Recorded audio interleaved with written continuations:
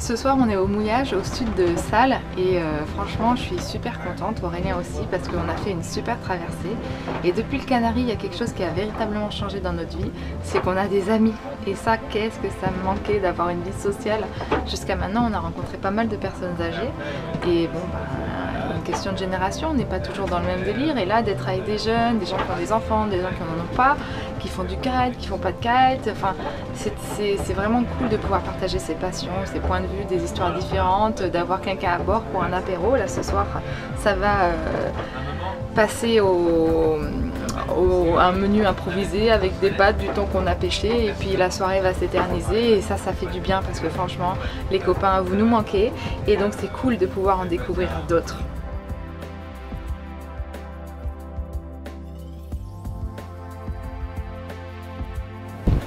À peine arrivé, déjà reparti, on se dirige vers un mouillage sur Salles. On a déjà 2 copains bateau, on a super bien mangé dans le petit village de la Palmera.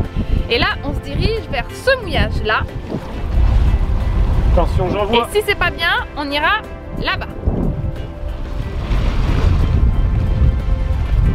Et devant nous, on a un RM et un First.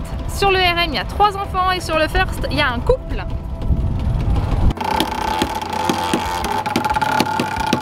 On a des régatiers face à nous. On lâcherait.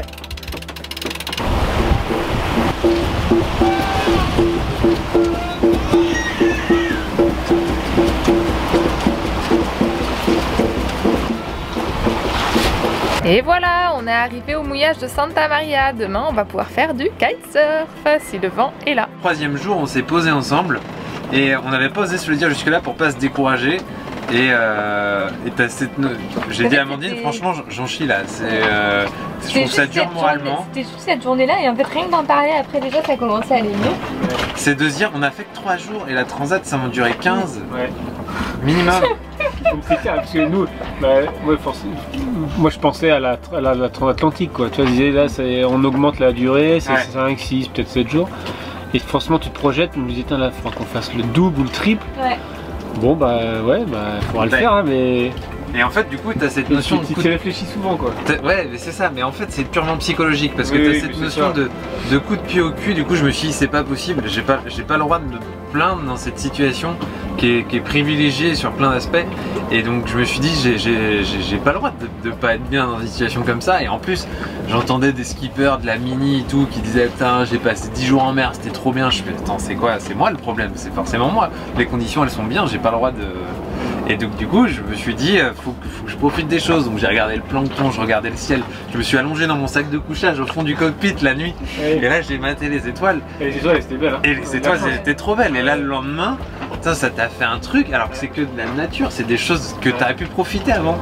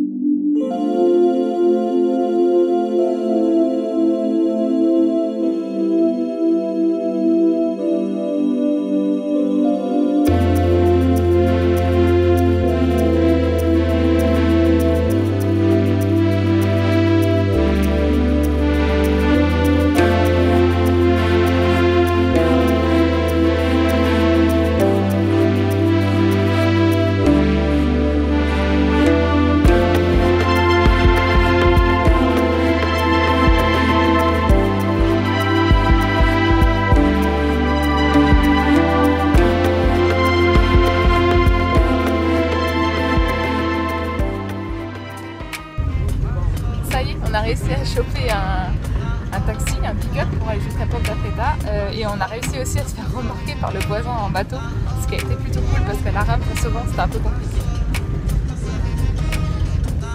Le tout pour 500.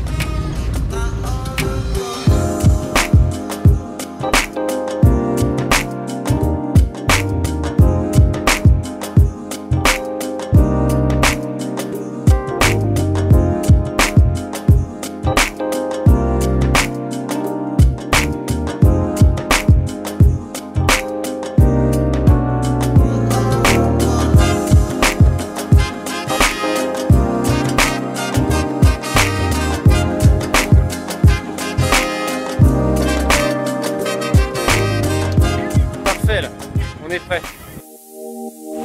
On décolle de Sal, l'île sur laquelle on est arrivé il y a une petite semaine maintenant. Direction donc Boa Vista et pour de nouveaux spots près de Salrey. Et du coup on en profite, là le vent est plein vent arrière, un petit 15 nœuds voire 20 nœuds pour tester la configuration transatlantique avec le génois tangonné et puis la grand voile en ciseaux. Et voilà, ça nous fait un bon test.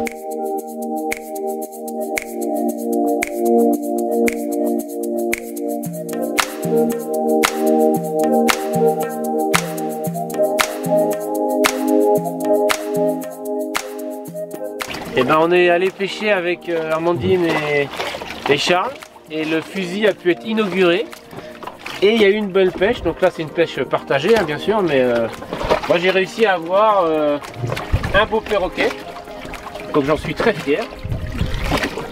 Voilà, un beau perroquet. Ok, bon, est-ce que tu peux nous montrer quand même ton premier poisson, Aurélien? Bon, le premier par contre, je dois avouer que c'était un petit peu plus petit. Mais c'était la première fois. C'était la première fois que j'ai tiré et puis comme on sait, ça apparaît toujours plus gros sous l'eau. C'est grave, la première fois. Voilà. Les premières fois, je tirais des trucs tout petits en pensant qu'ils faisaient 40 cm. Donc une fois sorti de l'eau, j'ai pu jauger et me rendre compte qu'il fallait rehausser ma limite. Et après, c'est pas mal. Et il y a un beau baliste fait par Charles. Hein. Là c'est une pièce d'aquarium. Vraiment très beau. Et d'autres perroquets.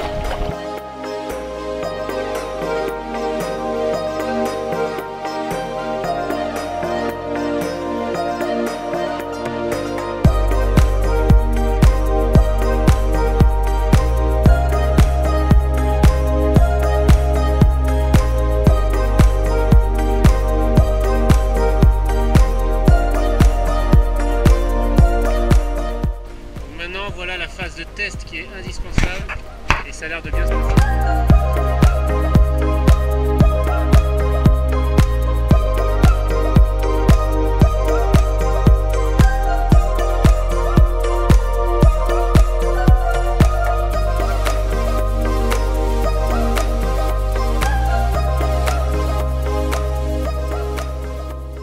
Le soleil va bientôt se coucher, on est au parc avec Naël, on en profite pour jouer avec les petits.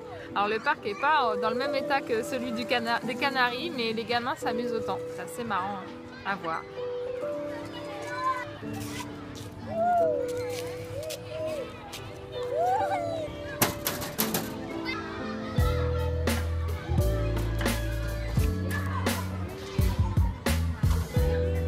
Donc, ce matin c'est plein d'eau et lessive. Ça se passe là, juste au bord de la plage. C'est quand même super. C'est l'heure de la lessive. Et du coup, je me suis installée avec les petites dames au lavoir du village.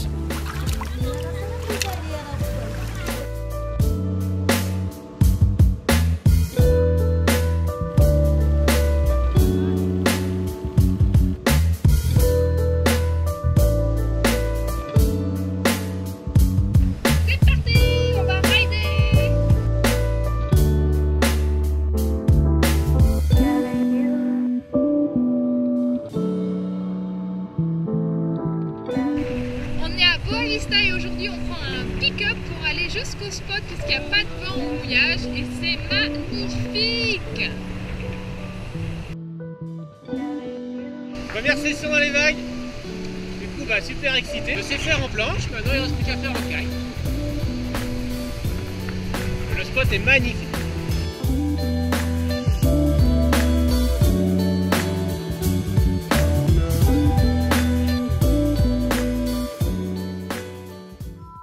Ça y est, enfin on va voir le vrai visage de Boa Vista. On est comme des petits fous parce que ça fait quoi, une semaine qu'on est là? Ouais, une semaine. Ouais, ça fait une semaine qu'on attendait ça. Le spot il est blanc, à mon avis ça va fumer en kitesurf. On va enfin pouvoir s'éclater au mouillage.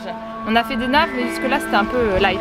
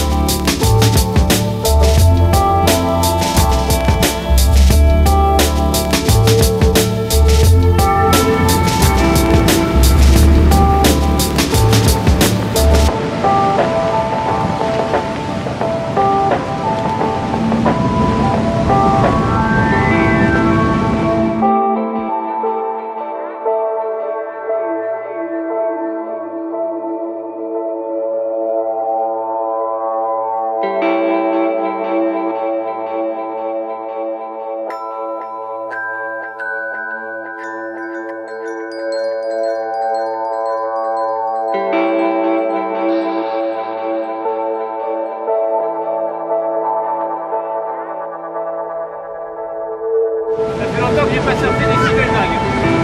Down the line, eau claire, soleil, trop bon. Allez,